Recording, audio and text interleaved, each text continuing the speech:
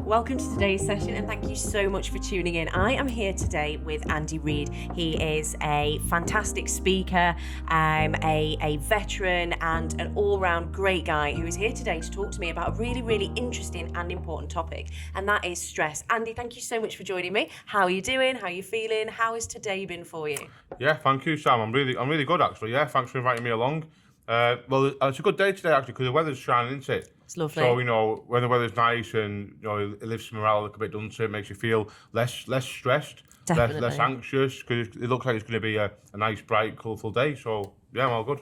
Absolutely. I'm so glad that you joining us for this topic because I think it's something that you can really give lots of insight into. It's something that obviously you will have experienced a heck of a lot in your life, not only through, the trials that you had during your injury and things like that, but also being a business owner and seeing day to day more potentially seemingly mundane stresses, but things that do stress people and do worry people and things that contribute to people's overall decline in mental health since the beginning of the pandemic, because it's something that we've seen really, really grow.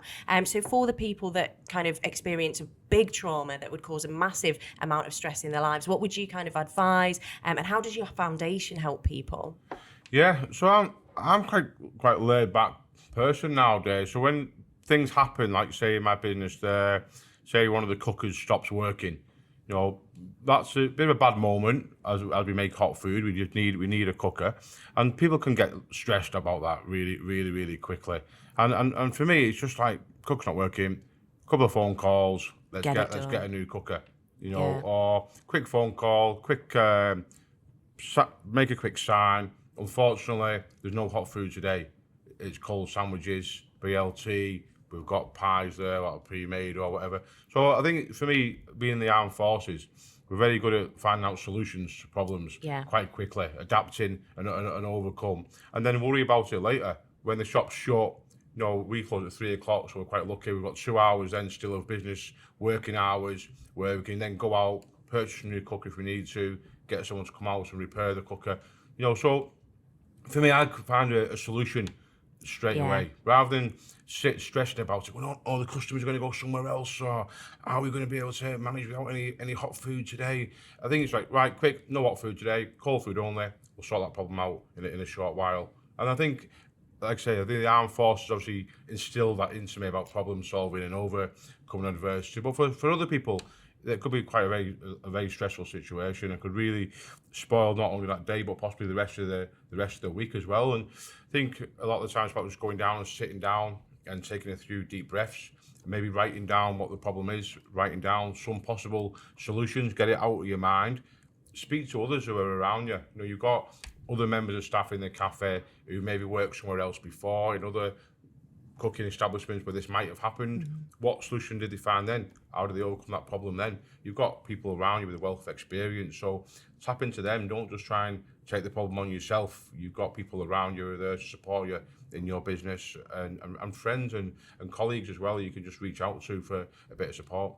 I think that's brilliant. Like, reaching out is something that so few people take the opportunity to do, but it does make such a huge difference and it is so helpful. And what I love about you, and every time we speak, is I'm reminded that although you've been through so much, you would never diminish or undermine what somebody else is experiencing. And I think that would be so easy to do. But what it shows is a real strength of your character, that you wouldn't kind of say to people, well, you can't be stressed because I've been more stressed than you have, or I've been more unwell than you have. And you wouldn't do that. And I think that's just such a nice outlook to have and position to be in.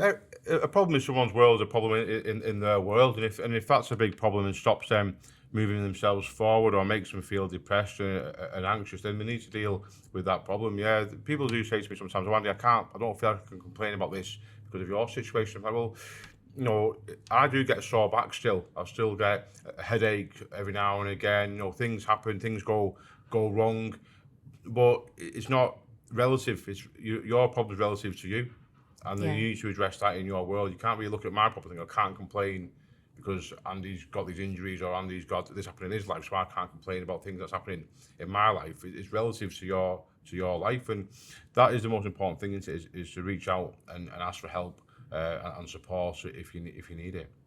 Definitely. And just a bit more on your foundation and how that can help people with mental health issues, with stresses that they might be facing. How do you aim to do that within people's lives? Yeah, so I set up the Standing Tall Foundation during the pandemic because I knew that these things were going to be happening. People were going to get stressed and anxious and depressed about the situation that they was in. So I set it up to support them. And the foundation mainly does drug and alcohol counselling. Obviously, a lot of people were home during the pandemic. You might have a little glass of wine on a Thursday evening, but if you didn't work on a Friday, you might just have the one.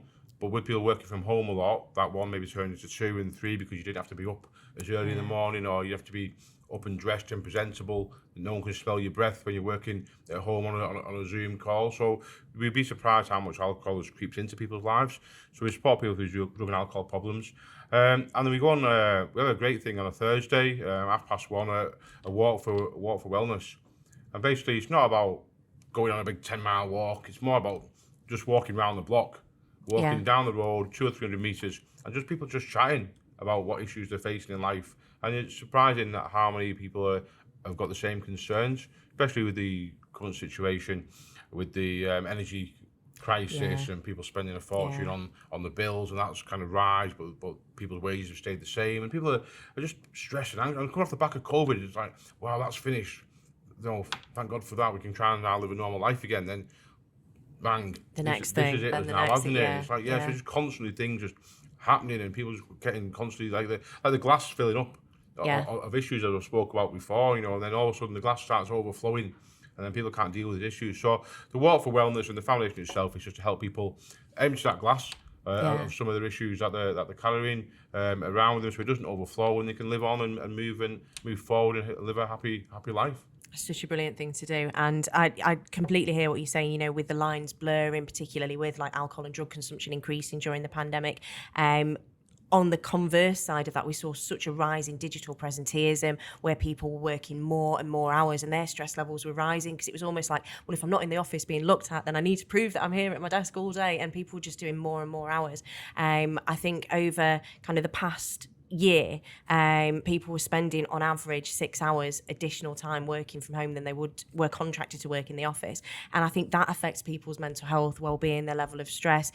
We have working time regulations for a reason. We have a statutory holiday entitlement for a reason. If people don't have that right to disconnect, that right to switch off, then their stress levels will continually rise until a breaking point, until their cup's too full. Yeah, I spoke to a guy yesterday, just in the school playground, about holidays, and he went, "Oh, my boss is not giving us any holidays at the moment because people have left work due to stress.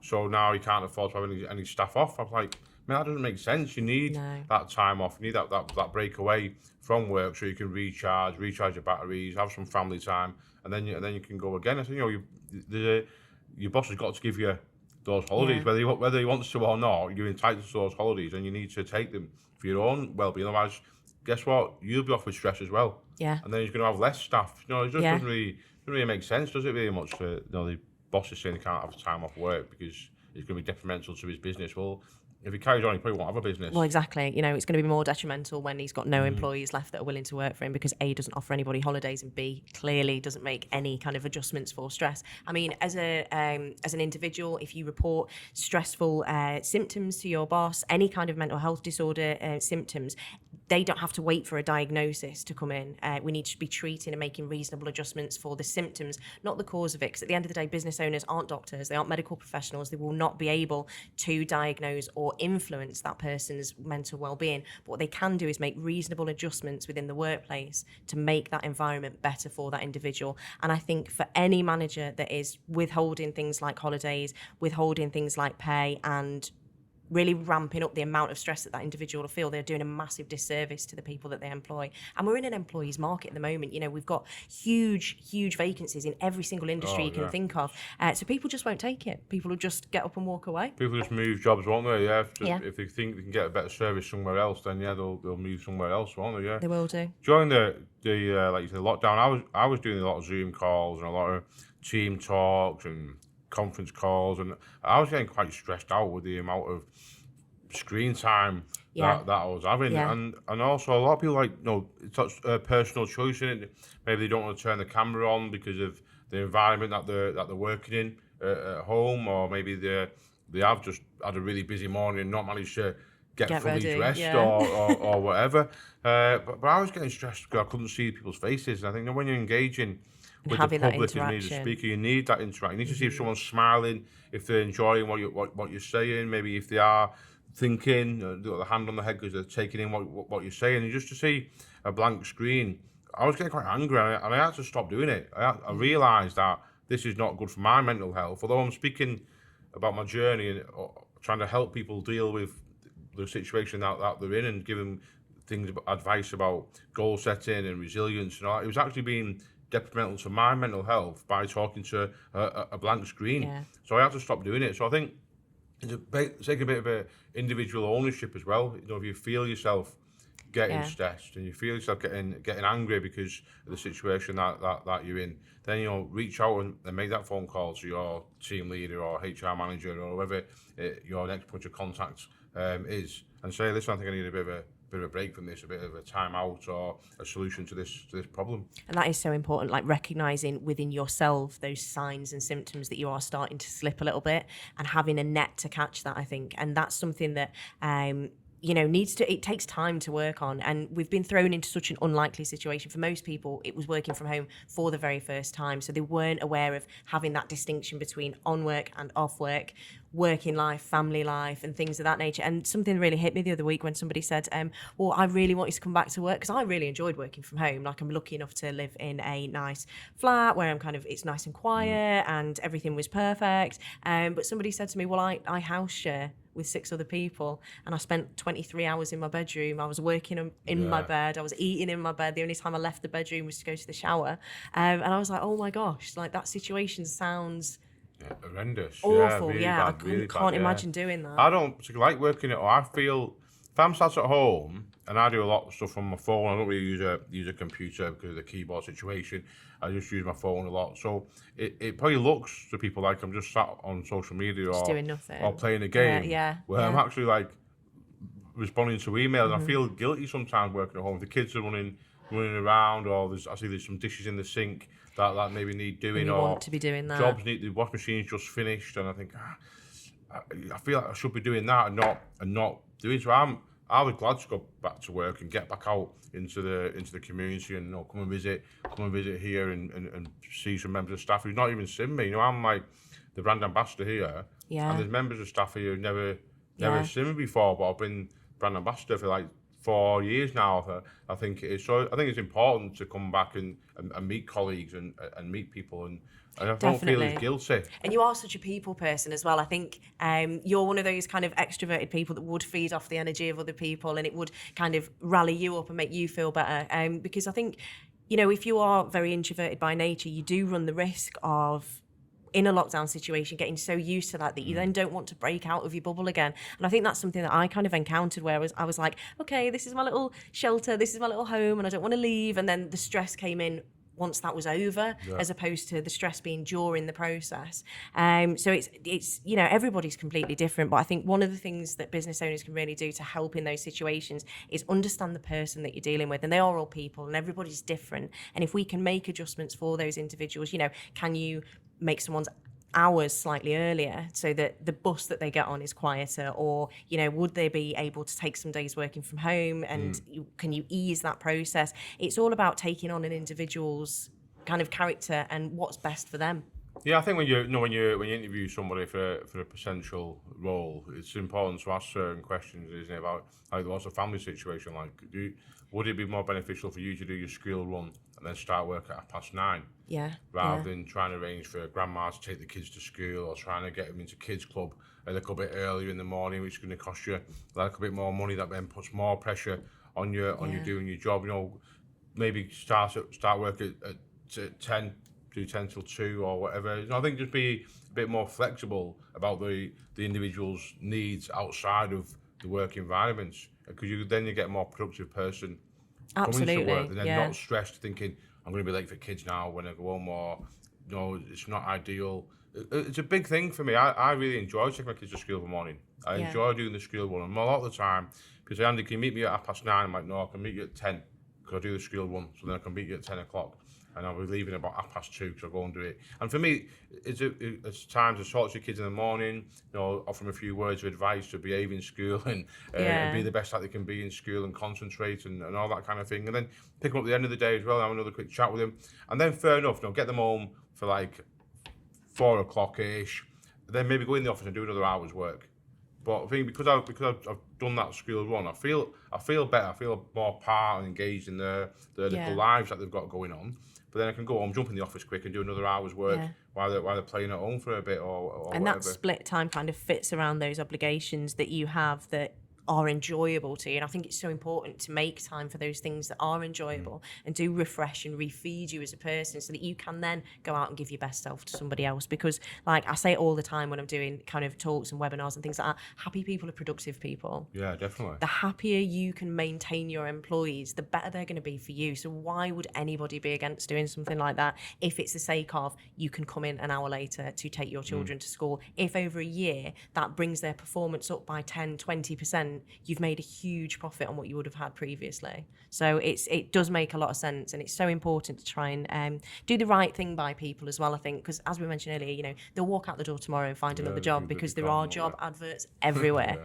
So yeah, it's really important. And I think acknowledging the fact that people are really stressed at the moment and more so than they were before the pandemic. I mean, stress has always been important, or for a considerable period of time has been considered important, because it's been going, Stress Awareness Month is every April and it's been going since 1992. And like myself, that turns 30 this year.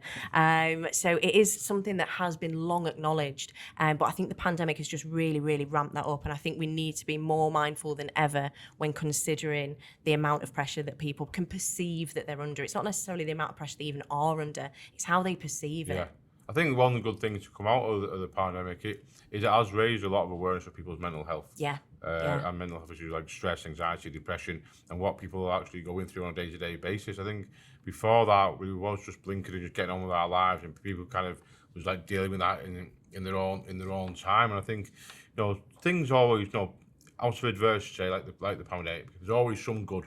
Definitely, So there always is some good comes out of adversity. And sometimes it's hard to see what that is and hard to find what that is. But I think with the pandemic, the one good thing that has come out is the awareness of people's mental health has really come to the front of people's minds, and making us think about that and think about other people's mental health, not just our own as well. Definitely. And it's so easy to live in that bubble of self where you're not thinking about other people and not reaching out to other people. And I do think, like you say, through any trial or adversity, good comes out of it if we learn from it. And I think that's a really key factor to take away, is that we don't want to slide back in a few years' time to being just how we were before the pandemic. We really need to implement positive change to help people. And it's just a great thing to see the camaraderie and how people came together and were checking up on friends, relatives.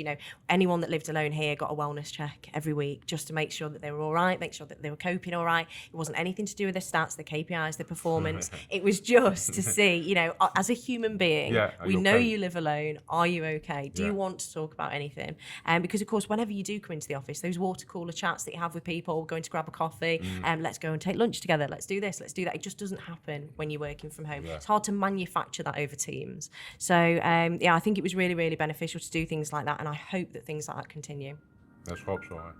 So thank you so much for joining us today to talk all about stress and awareness. I hope Andy has given you some really great tips. I know I've taken quite a lot from our conversation that I will implement into my daily life. But thank you so much for joining us, Andy, and we'll hopefully see you soon.